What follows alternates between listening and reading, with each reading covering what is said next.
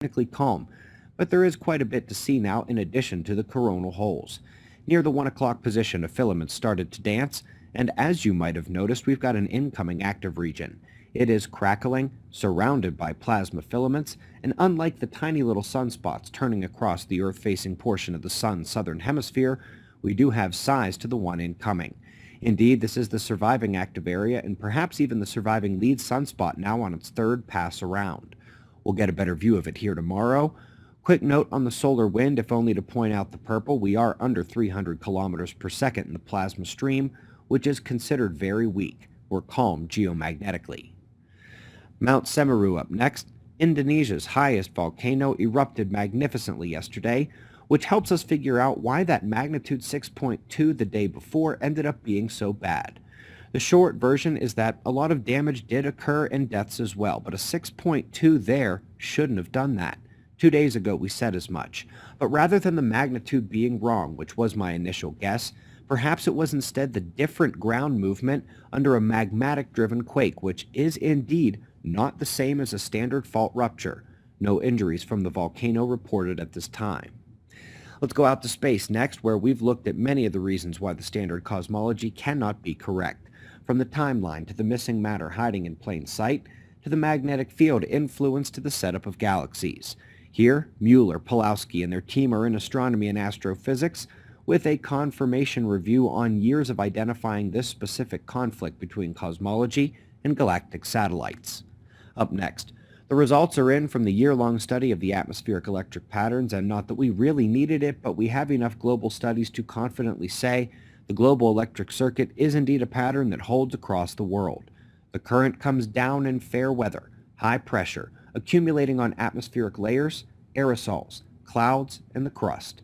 It is returned upward in low pressure, lightning, volcanoes, and earthquakes.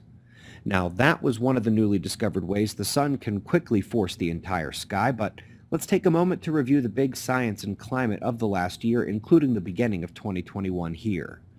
Models are way too oversensitive to CO2. The aerosol and cloud uncertainty is causing wild variation, and again, mostly towards the warm bias. We've seen that melting of the polar ice is an excellent way to trigger an ice age from either the north or the south. The grand solar maximum of the last 60 or 70 years is over. The record low volcanic cooling of the last century is coming to an end, and when they try to use modern climate models backwards into the past, we find the errors propagated by the aforementioned rejects from propagandized climate discourse to be extreme. Today, top-tier geophysical journal confirming in yet another avenue that the climate models being used today are vastly overselling the fear of a future warm on Earth. In fact, we just went over part of why what's coming in the future is cold. So when we get another one of these major papers in a major journal claiming paleoclimate disagreement and that the global warming projections are too large, yeah, that's an understatement. Last but not least, we're going out to Proxima Centauri. It is the nearest star to Earth and part of the Alpha Centauri system.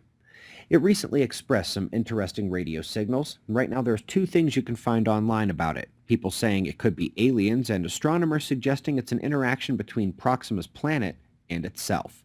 That is the subject of this new paper here, but if you will recall, when we discussed this radio signal upon its discovery a while back, we suggested another option.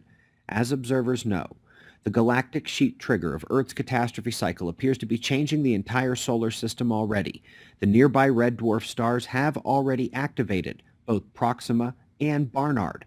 We don't expect Alpha Centauri A or B to activate given their powerful fields and shared space protecting each other, but Barnard has been active since its activation, so why should we not see changes continuing on Proxima after its record outburst a few years ago?